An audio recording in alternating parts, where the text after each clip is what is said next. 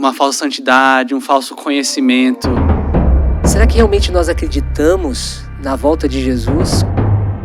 Isso é fato, então. Ela morreu com dívidas. Quanto Ellen White recebia de royalties? Igrejas inteiras e seus pastores se perderão.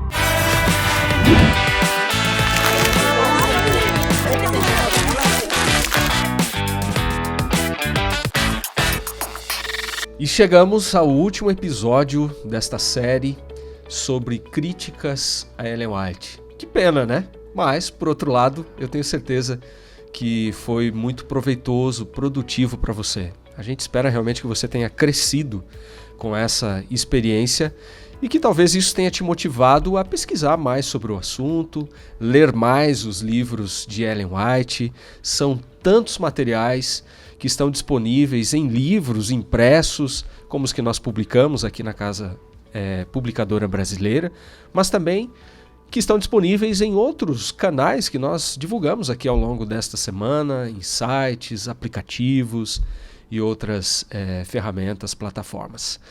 Seja muito bem-vindo a este último tema, cuja pergunta você já percebeu aí, uma pergunta instigante. Ellen White, será que Ellen White enriqueceu como resultado de suas publicações? Será que ela enriqueceu a partir dos direitos autorais recebidos com base nessas obras? Bem, para responder esta pergunta, nós temos dois amigos que voltaram ao nosso programa. Pastor Jonatas Leal. Pastor Jonatas, muito obrigado pela sua participação mais uma vez. Na verdade, você é o organizador da coisa, né? Também. Também.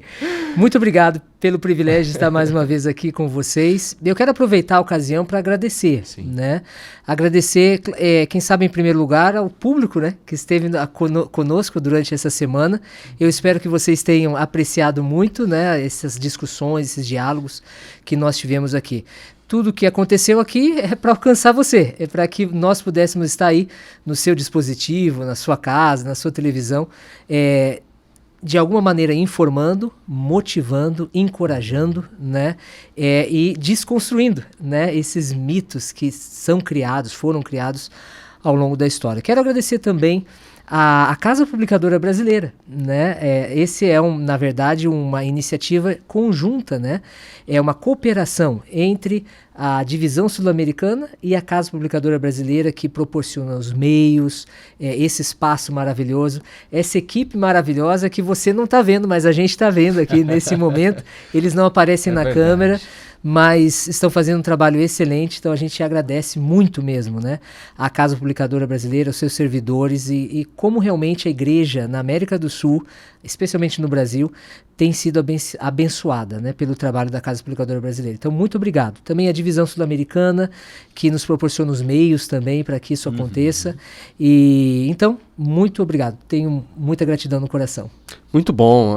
Para a gente é um privilégio, uma alegria a gente contar com essa parceria, né? Como nós dissemos no primeiro episódio, já é o terceiro ano que a gente participa também dessa iniciativa e tem sido muito bom.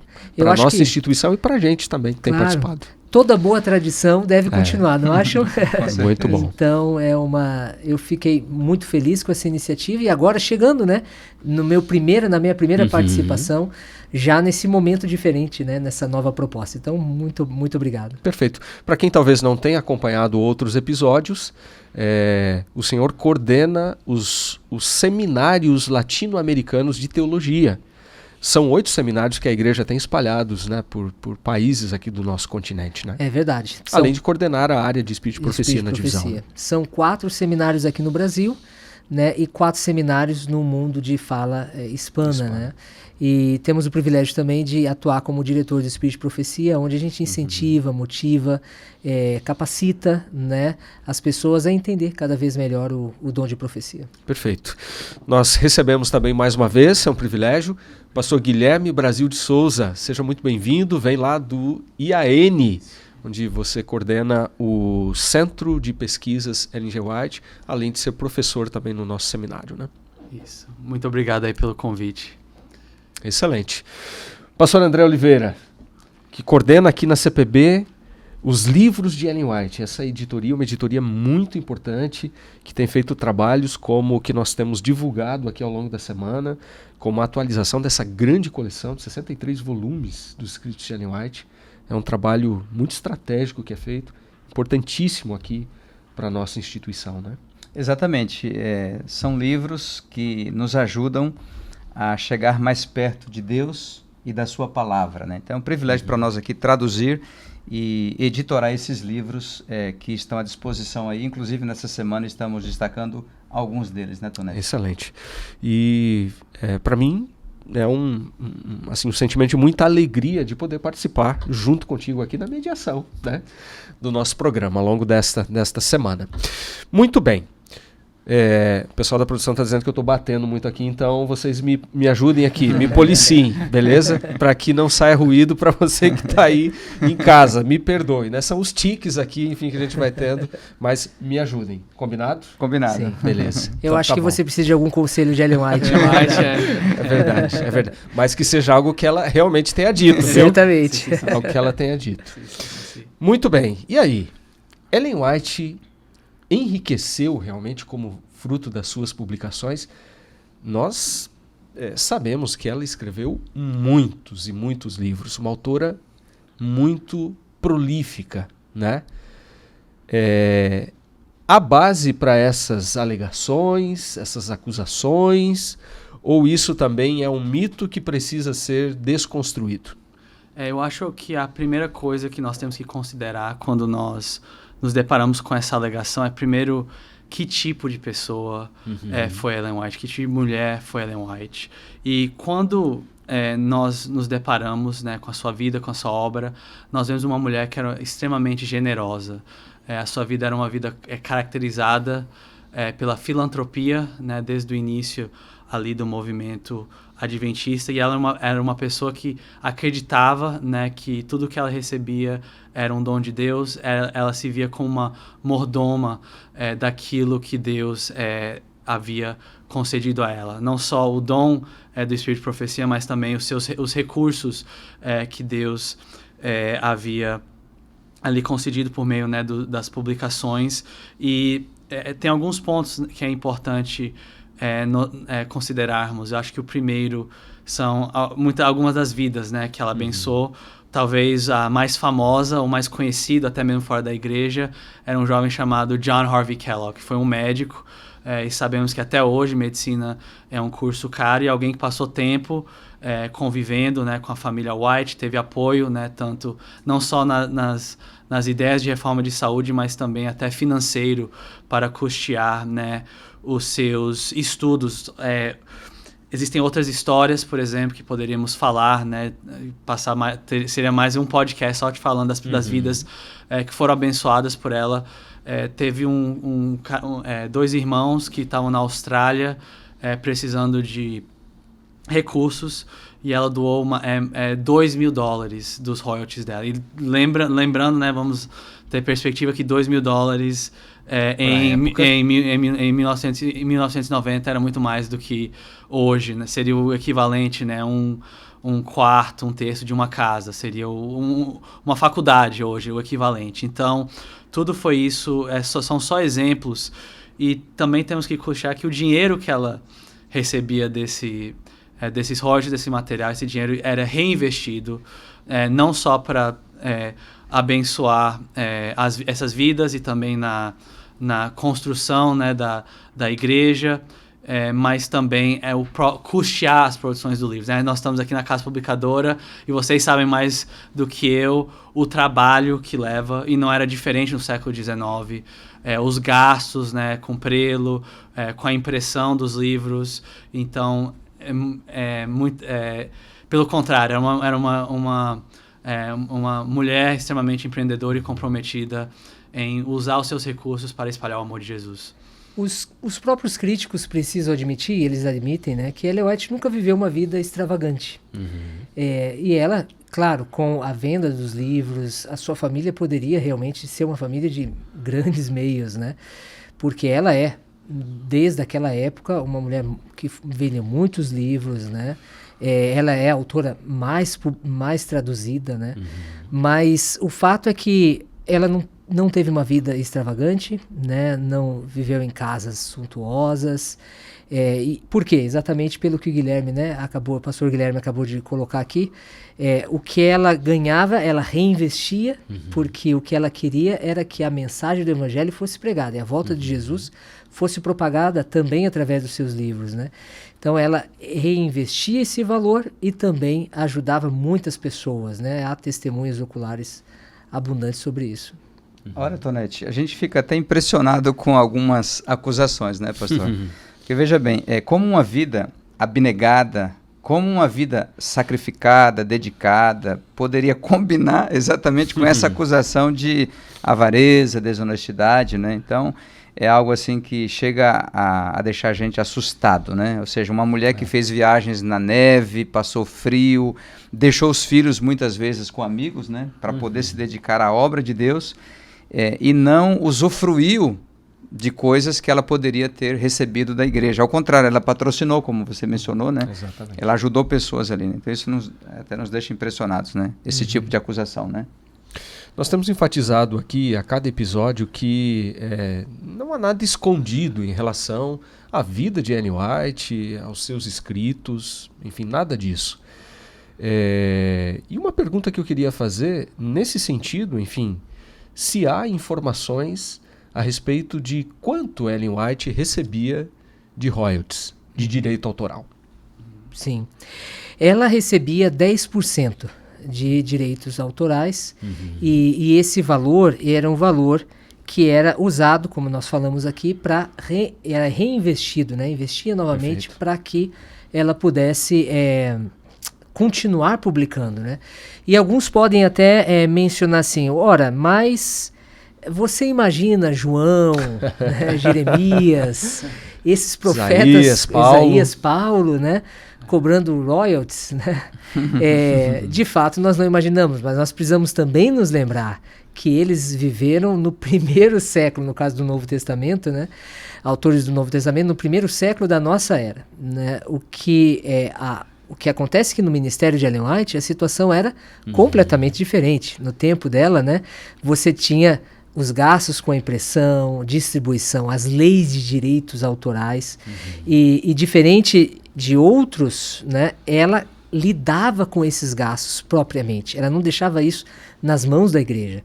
Então esse dinheiro, 10% que ela recebia, ela ou investia para que você tivesse mais equipamentos, mais pessoas envolvidas, né, ou ela doava, né, ajudou muitas pessoas na igreja.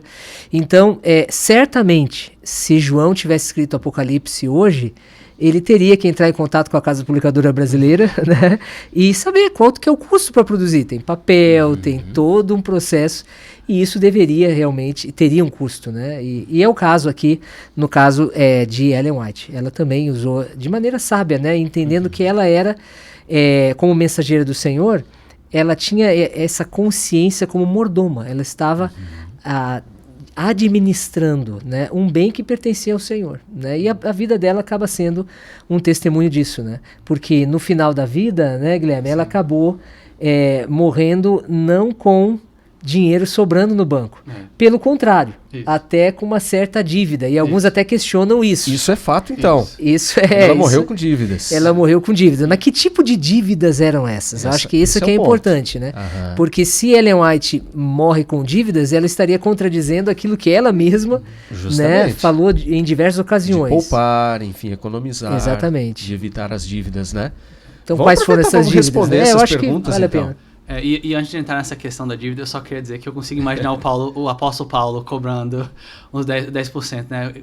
O apóstolo Paulo que fala que o trabalhador é digno de seu salário. Então existe um princípio bíblico que aqueles que vivem e trabalham do evangelho também têm o direito de serem remunerados, né?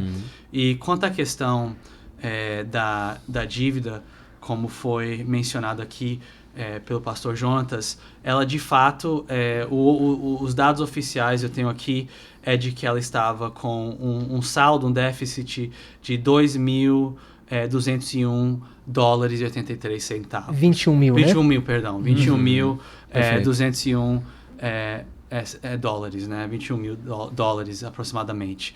E era esse déficit, né, era com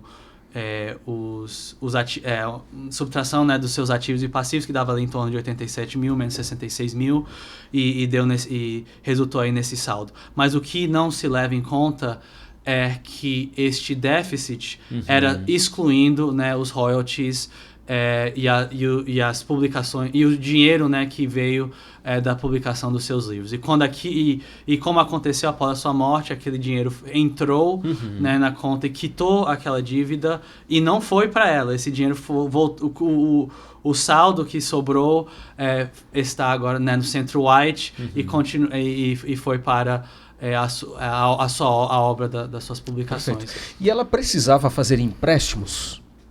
Assim como as pessoas fazem empréstimos hoje para financiar um projeto, Ellen White também e os pioneiros fizeram isso para promover a obra das publicações? Sem dúvida, né? O que prova também que Ellen White não enriqueceu como fruto do seu trabalho, porque se ela tivesse enriquecido, ela jamais precisaria de um empréstimo, né? Então esses empréstimos sim eram feitos e eles eram pagos à medida que os livros iam sendo vendidos. E é exatamente por isso que você tem esse déficit no final da vida dela. Lembra que nós comentamos que os últimos anos dela foram anos muito extremamente produtivos. Mas esse valor, não sei se nós poderíamos chamar de dívida necessariamente, porque é como, por exemplo, quando a casa publicadora fez produziu esse livro, houve um investimento, né? Mas depois esse investimento que foi feito, ele dá o retorno e esses gastos eles são então acertados, né? É o que acontece aqui também no final da vida dela. Então havia empréstimos para isso e também empréstimos para compras de terra também. Quando a Ellen White voltou da Austrália, ela foi para Santa Helena, numa localidade chamada Elmshaven. Tem uma acusação sobre uma especulação, né, em relação a esse terreno, né? Exatamente, né? Como se ela tivesse ali fazendo especulação imobiliária, né?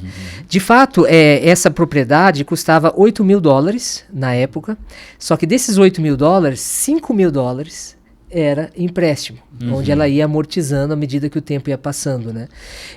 Na verdade, desses 200 acres, que realmente parece ser bastante, apenas 80 eram usáveis, porque 120 estavam numa encosta de uma montanha e foram compradas a preço assim de banana. De banana. Como dizem lá na minha terra, pirambeira, né? Pirambeira. Umas pirambeiras. Exatamente. Então, no restante dos acres, então, ela tinha uma casa, era uma casa grande, porque ela acomodava muitos assistentes também junto com ela, que contribuíam para o trabalho dela, né? Fez uma casa também para outros assistentes ali, e era a propriedade que ela acabou os seus dias, né? Então, sem nenhuma extravagância, sem nenhum exagero, ela então administrou de maneira sábia, né, esses recursos. Uma coisa que eu achei interessante é que a troca, houve uma permuta, né, de parte dessa propriedade por lotes, vamos dizer assim, na cidade de Santa Helena. E que uma das razões principais de ter havido essa troca foi porque, algum tempo depois, Ellen White doou terreno para a construção da escola de Santa Helena e um pouco depois para a construção da igreja também, de um templo ali. Então, percebemos aí esse princípio da generosidade, né? Exatamente. As atitudes filantrópicas. Ou seja, Ellen White, ela não fez nenhum empréstimo ou não entrou em nenhuma dívida por uma questão de má gestão das suas próprias finanças pessoais, né? Ou seja, ela sempre estava pensando em investir na obra de Deus, né? Ou seja, financiando projetos de publicação, sustentando missionários, ou seja, ela confiava que Deus proveria, né? E isso nos faz lembrar do texto de 1 Coríntios 4:7, né? Nada temos senão o que recebemos do céu, né? Ou seja, a dívida dela, em algum momento, foi um empréstimo para o reino de Deus, não foi um resultado de uma ganância, né, ou de uma má administração da parte dela, né? Isso é muito importante, né? E também é importante salientar que o dinheiro em si não é mal, né? A Bíblia fala o amor ao dinheiro. E nos próprios escritos de Ellen White, ela não indica que o dinheiro em si seja ruim, né? A forma, talvez como o dinheiro é acumulado, mas o dinheiro em si, o investimento, o empreendedorismo com base em princípios bíblicos, né, está dentro dos padrões da Bíblia. Sem dúvida, a maneira como Ellen White lidou com as suas próprias finanças é mais um testemunho de uma mulher, né, que tinha uma visão espiritual extremamente elevada, né? Alguém que dedicou a sua vida, a vida de sua família completamente para a pregação do reino de Deus. Isso me faz lembrar não apenas da história de Ellen White, mas a história dos nossos pioneiros, né? Realmente foram pessoas que se sacrificaram, porque eles acreditavam naquilo que eles pregavam. Eu fico pensando às vezes, nós, cristãos adventistas do século XXI, será que realmente nós acreditamos na volta de Jesus como nós? Porque eu acho assim, se nós realmente acreditássemos, eu acho que quando nós acreditamos, nós realmente lidaríamos com as nossas finanças de uma maneira diferente, né? Investindo no reino de Deus, né? E não apenas em nós mesmos. Então fica essa reflexão, porque quando a gente olha a vida dos pioneiros, desde o início, foram pessoas que se comprometeram, né? Se entregaram inteiramente para o Senhor. Não apenas os seus dons, seus talentos, mas o seu bolso também, né? As suas finanças, investindo, porque eles realmente acreditavam naquilo que eles pregavam. Excelente. Muito bom. Nosso tempo passou rápido aqui. A gente vai precisar fazer uma pequena pausa para compartilhar algo importante com você que está acompanhando a gente aí em casa.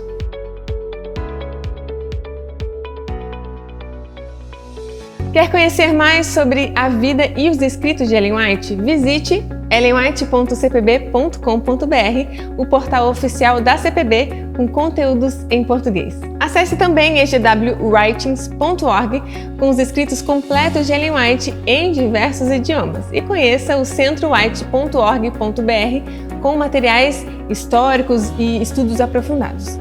Também nós temos o app Bible Plan, onde você pode estudar a Bíblia e o Espírito de Profecia juntos de uma forma prática e fácil. E para manter atualizado sobre os assuntos da Igreja Adventista, acesse revistaadventista.com.br. Bom, além de compartilharmos aí mais uma vez essas ferramentas que são muito úteis para o estudo dos escritos de Ellen White e que são gratuitas, nós queremos trazer aqui também o quadro Disse ou Não Disse, que tem marcado os nossos episódios aqui do nosso videocast.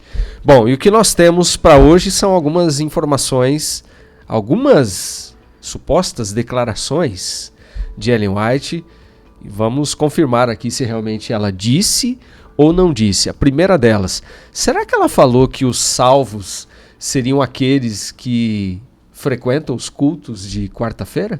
Vocês já ouviram, aliás, alguém fazendo essa afirmação? Sim, já ouvi por aí. Interessante. Será que é verdadeira? Olha só.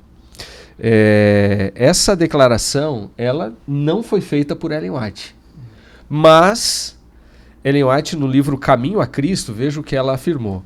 E alguns usam esse texto para poder argumentar que esse seria um fato. Olha só, ela diz assim, abre aspas aqui para ela. Os que estão realmente buscando a comunhão com Deus serão vistos nas reuniões de oração, né? Como nós costumamos chamar os cultos de quarta-feira, né? Fiéis ao seu dever e atentos e ansiosos por receber todos os benefícios que possam obter. Aproveitarão todas as oportunidades de colocar-se onde possam receber raios de luz do céu, né? Claro que é importante a gente frequentar todos os cultos, né? Inclusive os cultos de quarta-feira. Mas será que ela afirmou que esse seria um ponto de salvação? Eu creio que não, né? Não. Então, eu não sei se nós chegaríamos a 144 mil, né?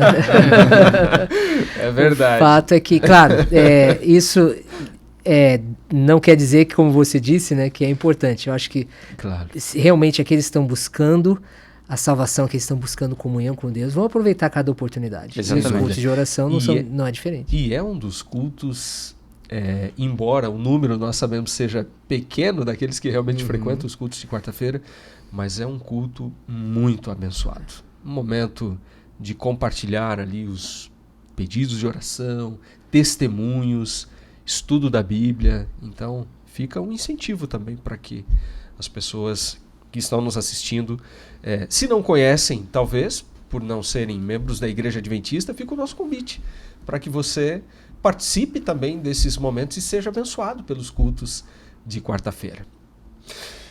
Tem um outro aqui, mais? né? Mais um aqui. Último episódio, né? Vamos colocar aqui duas. Dizem que duas ela frases. afirmou: igrejas inteiras e seus pastores se perderão. Ela disse ou não disse? E aí, pastor André? Ela não disse, Pastor né? Jonatas? Não Guilherme? disse.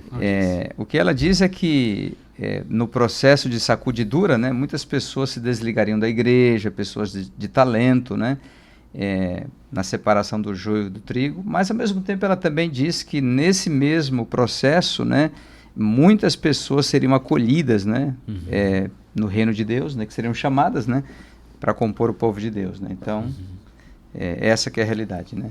Perfeito.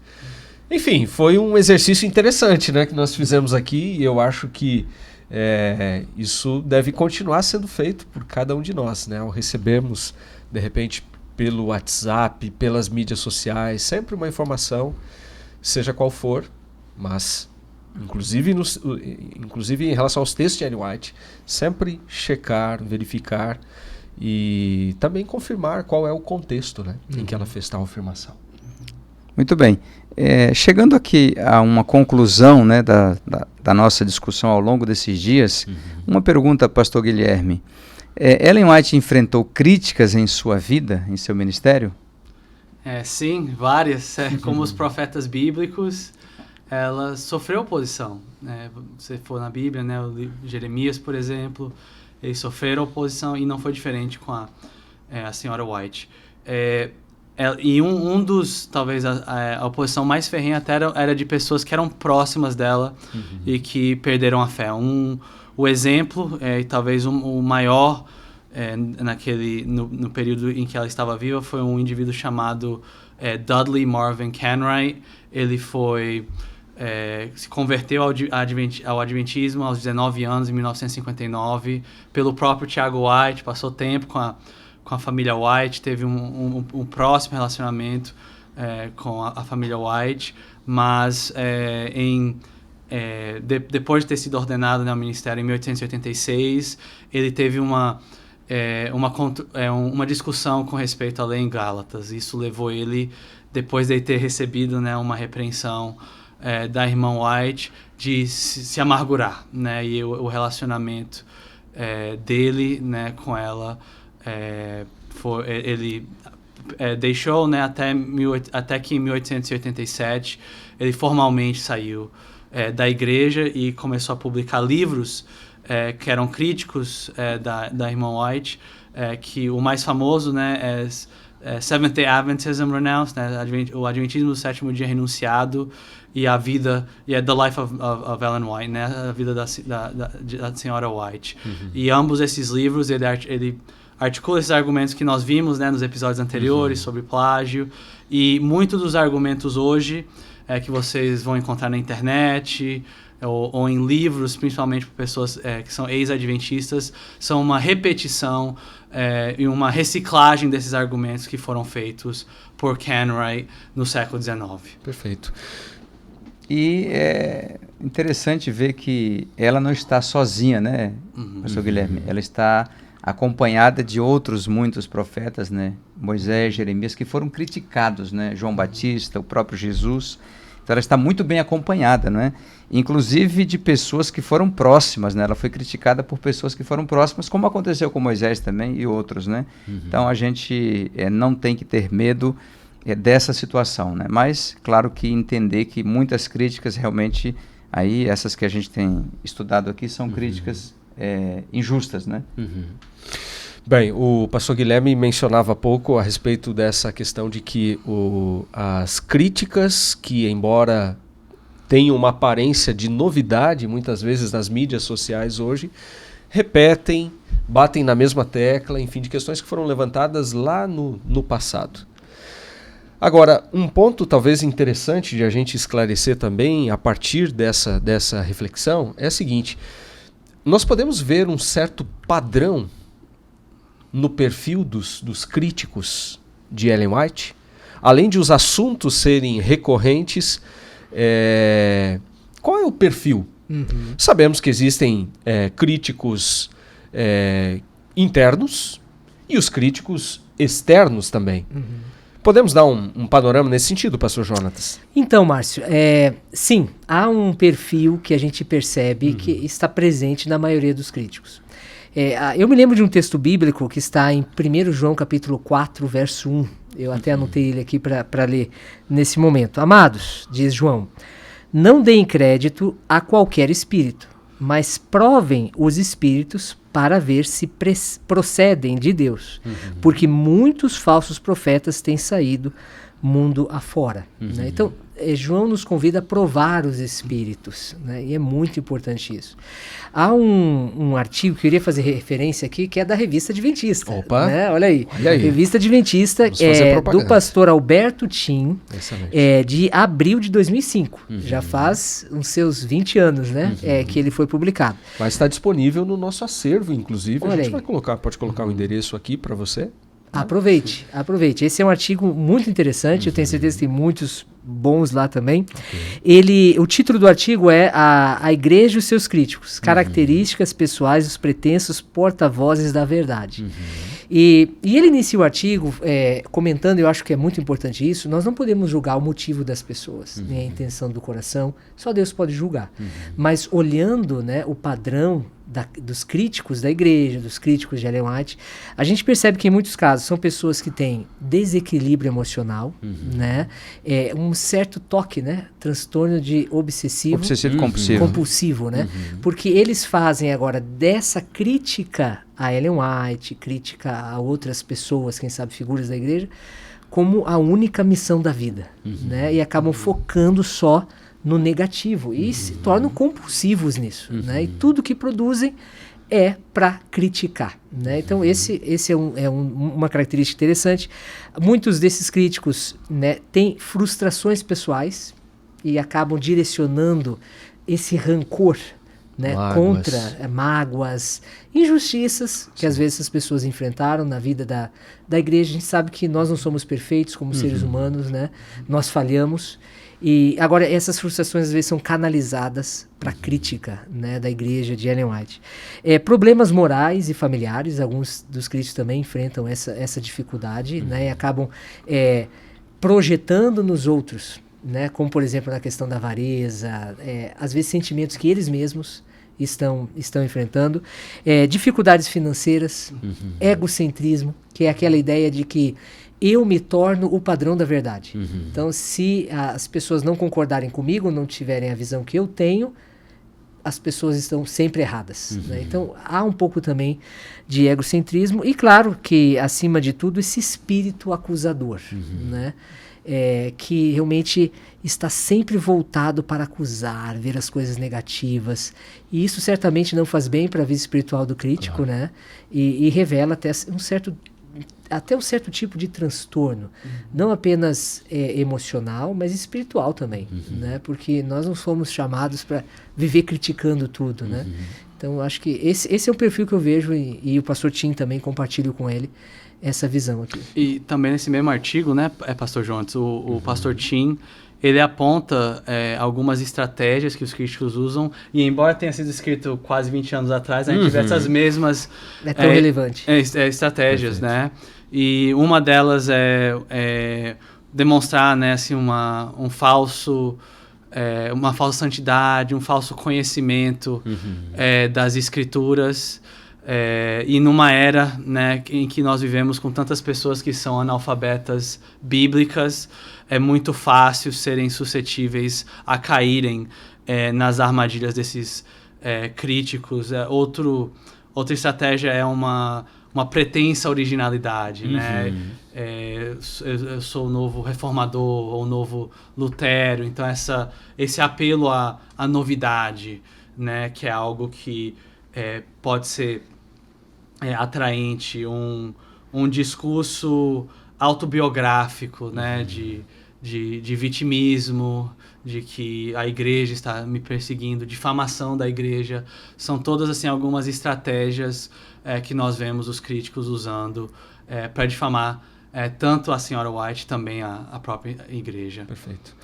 Agora, existe uma responsabilidade muito grande também de todo intérprete, tanto da Bíblia quanto dos escritos de Ellen White também, né? Porque interpretações equivocadas, extremistas, podem alimentar também a crítica, né? Eu gosto de uma analogia que é feita, que é a analogia da ampulheta, de você restringir a verdade como se ela se limitasse a um só ponto, né?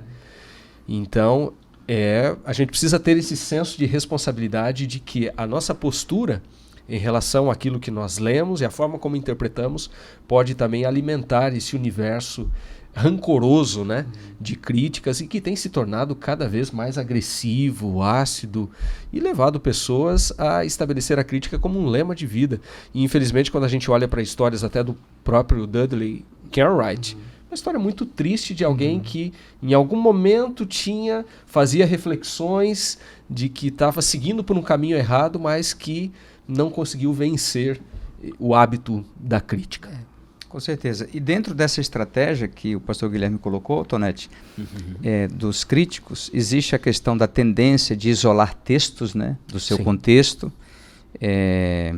tanto histórico quanto literário. Existe a questão do anacronismo, né, por exemplo, essa questão do plágio, né, que foi comentado no outro programa, né, ou seja, atribuir questão de plágio para uma pessoa do século XIX, usando, claro, a regra de hoje, né, a generalização, né, você transformar um incidente em uma acusação ampla e simplista, né, ignorar o fruto também, né, focar em supostas falhas, entre aspas, enquanto ignora os resultados esmagadores e positivos do ministério dela, né?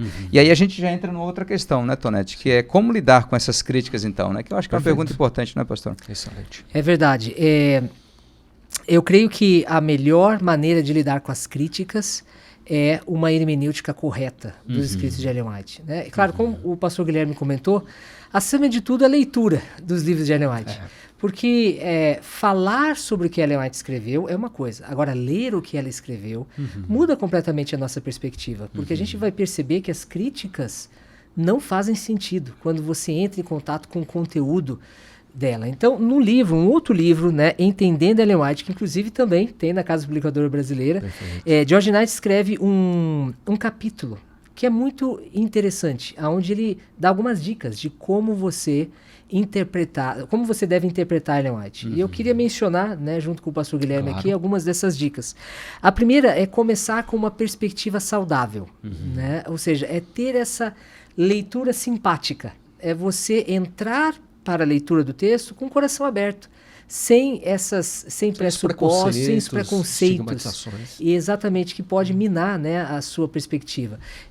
Como também acontece com a Bíblia, vamos orar, né, para que Deus nos direcione, para que Deus nos dirija, para que Deus mude, né, a nossa postura e entrar com uma postura de fé em vez de uma postura de dúvida, né?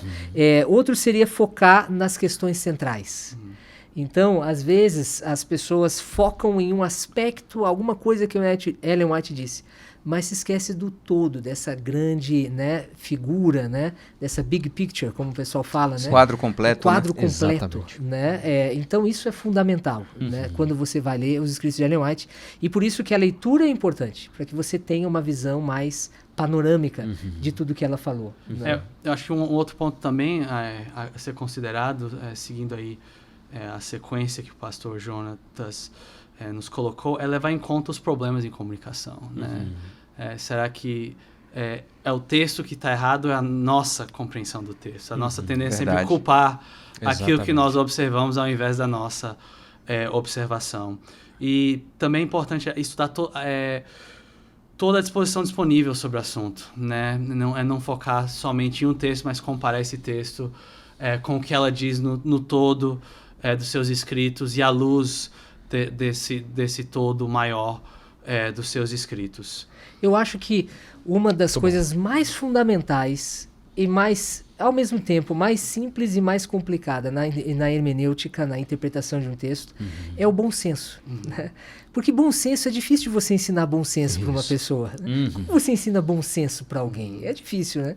É uma coisa que a gente, claro, acredito que a gente pode desenvolver, mas é difícil de ensinar. E quando a gente vai ler os escritos de Ellen White, como a Bíblia também, nós precisamos ter bom senso, né? E evitar interpretações extremadas, né? Porque a gente vê um equilíbrio muito grande em Ellen White. Em algumas circunstâncias, ela dá conselhos para uma pessoa e em outras circunstâncias, ela dá conselhos diferentes, porque as situações são diferentes.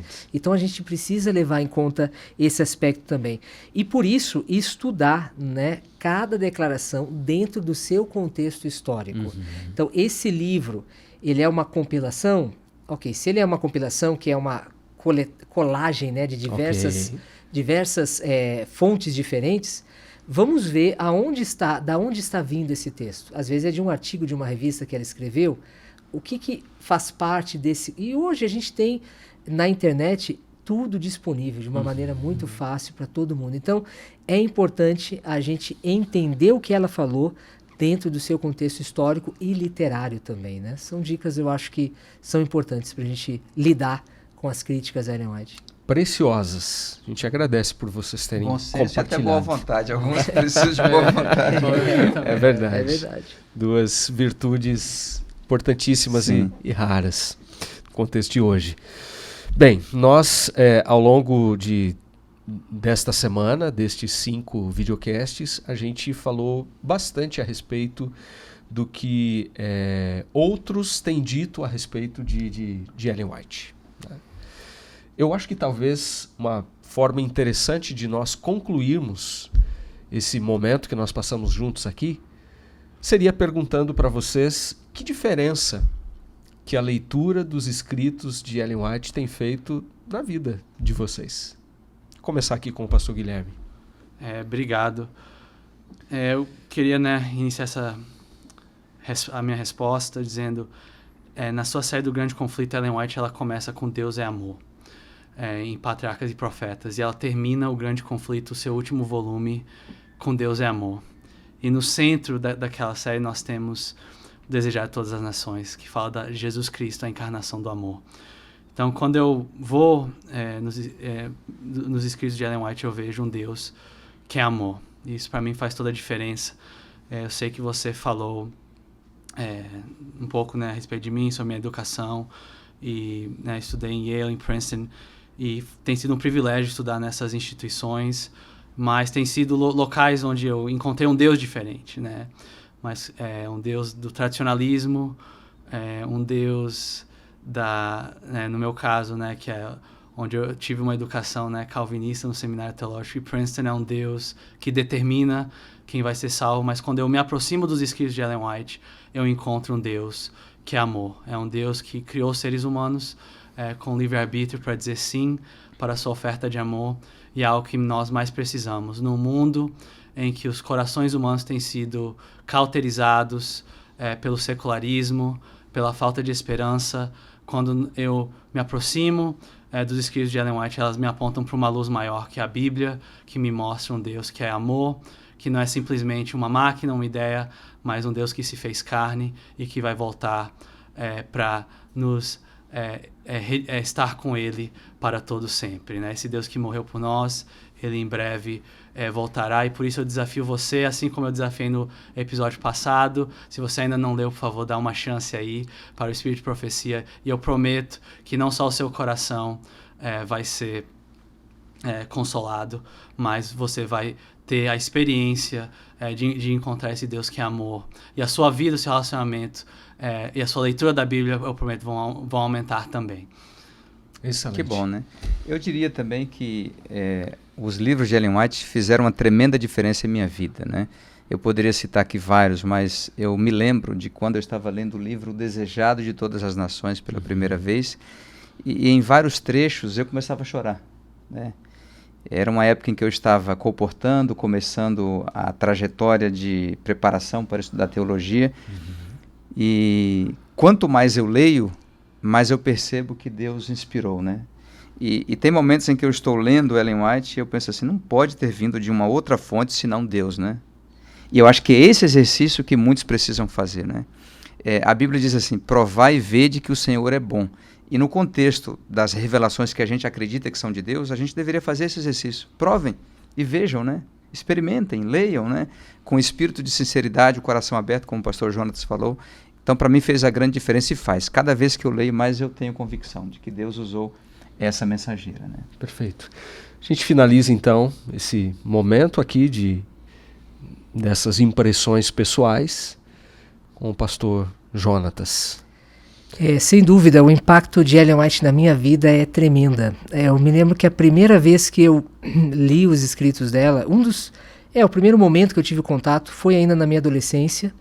Eu nasci num lar adventista já, meus pais eram adventistas, e eu aprendi, né, desde muito cedo a ler os livros de Ellen White. E eu me lembro que quando eu li pela primeira vez a série O Grande Conflito, que coisa impressionante. Aquilo me impactou de uma maneira tão grande, porque é a maior de todas as histórias. Nenhuma história é como essa história. É a verdadeira história, a nossa história. E eu me lembro disso assim, muito nitidamente, o impacto espiritual que a leitura dessa série fez em mim, né? E em cada momento da minha vida, eu me lembro de um livro especialmente, em momentos importantes, né, especiais, que os livros de Ellen White fizeram uma diferença. Por exemplo, antes de casar, eu li com a minha esposa o Lar Adventista. Então, lemos o Lar Adventista. Quando eu fui ter o meu primeiro filho, eu li Orientação para Criança. Né? Quando eu me tornei, claro, até foi antes de vir o primeiro Pietro, quando eu me tornei, quando eu estava me preparando para o ministério pastoral. Então, e eu me lembro que diferença isso fez, né? E ainda faz na nossa família. Então, Ellen White esteve comigo nos momentos mais importantes da minha vida, né? E ela vai continuar até hoje, né? Eu tenho o hábito diário de ler os escritos de Ellen White e isso tem um impacto assim positivo tremendo. Realmente, quando nós lemos, ela nos conduz para a Bíblia, né? Ela nos conduz para o amor de Cristo, né? Ela tem essa centralidade de Jesus nos seus escritos. E eu queria aqui fazer um apelo para você que está nos acompanhou, né, durante essa semana, ou quem sabe que está acompanhando esse episódio, aqui o último apenas, mas depois você vai poder rever, né, todos os demais. Leia Ellen White, né, acima de tudo, e experimente, né, a bênção que é ter acesso a essas revelações do céu para você. Sabe que alguns dizem, não, o que Ellen White escreveu é só conselhos, né? É verdade, em certo sentido são conselhos, mas quando um conselho é dado por um profeta, você deve levar muito a sério esse conselho, né? Quem sabe nos falta uma palavra aí na língua portuguesa para expressar conselho. Então, escute, tem o privilégio, né, de ouvir os conselhos diretamente do céu para você, também através do Ministério de Ellen White. E eu tenho certeza que, assim como foi no nosso caso, a sua vida também será impactada. Então, experimente. Provai e vede, né, que o Senhor é bom. E faça isso também através dos escritos de Ellen White. Bem, com esse convite a gente encerra mais uma semana do Espírito de Profecia. Que Deus abençoe muito a sua vida.